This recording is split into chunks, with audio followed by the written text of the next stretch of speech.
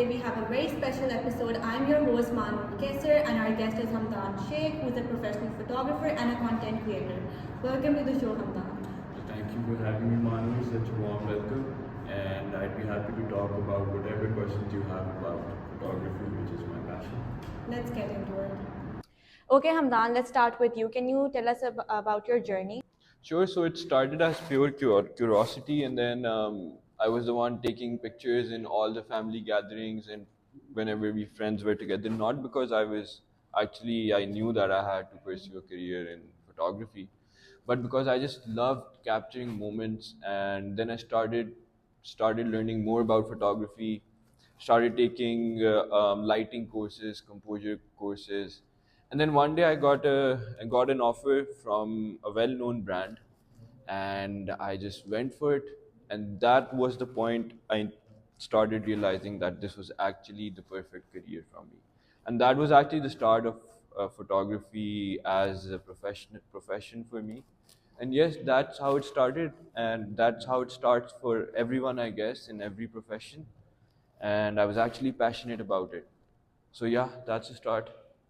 Okay, so Hamdan, my next question is that since a lot of the viewers are student entrepreneurs, so what do you suggest them if they're on a tight budget or if they're not using a professional camera, instead they have a phone? So I believe that for a perfect picture, you do not need heavy equipment or you do not need those very expensive cameras. The main thing that is an essential of photography is actually the light. And the cheapest and the best source of light could actually just be a window. And but a phone's lighting is good too. I'd give my advice to students and everyone who's setting their foot into photography that start with your phone, use all the elements inside your room. Could be a curtain, use it as a white screen, open the windows, use them as a natural source of light. If it's cloudy outside, it is a perfect day for shoot for you because it is a natural outcast that it is giving you. So yes, you do not need heavy or expensive equipment at all. Just start experimenting with what you have, what props you have, what things you can use, and it will actually turn out to be the perfect picture that you actually need. And then after that, when you getting into professional side of the work, start getting equipment if you actually think this profession is for you. But for starters, you do not need anything. The phone's camera is enough to shoot anything, I believe. I myself started with my phone's camera. Then we did not have these three lens cameras, started with one lens camera. And yeah, that should be the solid first foundation, a normal phone camera.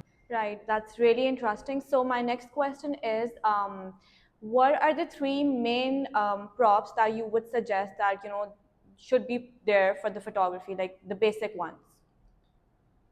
So, firstly, talking about the background, that is very important. People run into backgrounds and they're like, we should paint a background, we should add this and that. No, the background should be purely intentional, and every element in your frame should be a deliberate choice. A clean, a neutral background, not so heavy. And about the props also, honestly, if you are shooting a podcast or if you're shooting a video, props do matter. But with the picture, like I said, just the lighting, that's the only thing that matters. And a good model, of course, if you're going for commercial photography. But if you want, you could add personality to your brand, and like you can use textured surfaces. You could use linen fabric as a background, gives a more texture to your shot. You could use marble tiles in patterns just to create patterns and segments. You could use raw wood or any material actually which you think would actually go with the background of your frame. Props are important, but do not stress over props a lot. They do not matter. In the end, it's all about the shot and the frame and the lighting, Right. basically. Okay. So I think the props and the background, we can still work out with them, without them, and this flips everything. I wish I knew these earlier as well. I hope it's going to be a great help for our viewers. So my next question is, So like let's talk about the actual shooting process, that how we start, what's our second step, and how we come up or execute with the final product. Okay, so basically, it's more about planning before the shoot and not just waiting for the shoot to happen and decide everything. It is a professional shoot is all about three things mainly. It is about intention, it is about composition, and the last thing, it is always about patience because you'll always have to take 100 retries for just a 5-second shoot. So it does require a lot of patience. A professional photographer doesn't just pick up the camera and start shooting. Before I take a single shot, I spend time understanding the product. Let's say the product is a coffee, right? It is for a coffee shop. It is for a coffee. So I'd actually learn about the product first, sell the USP in the picture without making it obvious that this is the USP. So it should be more about the storytelling. The video should be more about storytelling. And yeah, so basically, I spend time understanding the product. What does it do? Who buys it? What feeling should this photo give the consumer? What story am I telling through the picture? So that are all the steps you need to do. You need to do some homework before actually just running to a shoot. ऐसे नहीं होता कि I just got the shoot offer and I have my shoot in next 2 days, so I'm sleeping or I'm doing other work prior to the shoot and just running to the shoot and starting the shoot. That would never execute your actual plan, basically. Okay, so Hamdan, my last question before we wrap up is like, since so many student entrepreneurs are the viewers and they're so overwhelmed and thinking how they can compete with big brands who have professional photographers and studios. So what's your say on it to them? Uh, I say the playing field has never been more level. The phone in your pocket shoots better than a professional camera that used to shoot around 10 years ago. So now you have everything in your pocket. You have free editing tools, free editing apps that are as powerful as the softwares that used to cost thousands of dollars before. We have artificial intelligence now. So it's more about just keep exploring what you guys actually need and what will actually work out.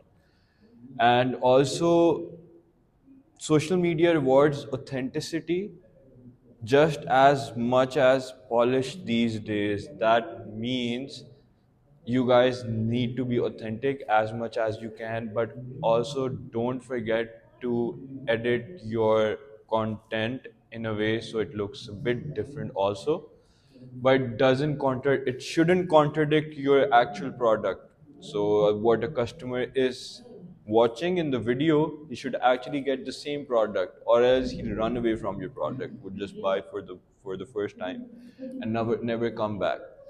And then the major difference between big brands and small brands, small commission work, is big brands have a big budget, and what you should have should be authenticity. So they're giving you a big budget, you're giving them authenticity, a unique story, and the hunger to make it work. So start with what you have, study the craft.